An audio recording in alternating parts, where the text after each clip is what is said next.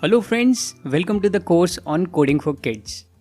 So this course is broadly divided in two categories, block-based programming and text-based programming.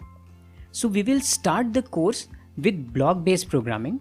We will learn all the basics of programming and coding through block-based programming, and then we'll slowly move on to text-based programming.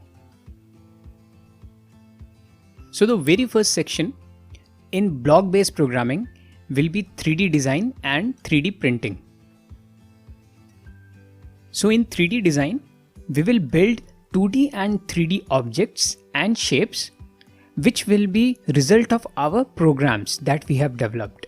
So we will learn the basic of programming through building 3D objects.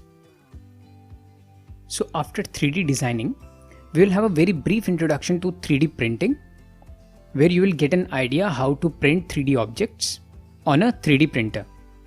Then we will move on to the next section, which is application of the programming that we have learned in 3D designing.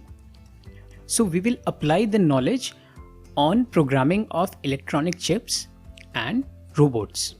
So we will program the two electronic chips, Chibi-chip and Microbit. And then we will move on to the robotics section, where we will learn how to program Arduino Uno for robots, and we will also look into how to program Lego brick for various components.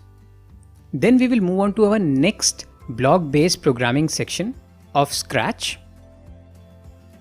In this section, we will learn about building animations and games using Scratch software. So this is also going to be a very interesting section.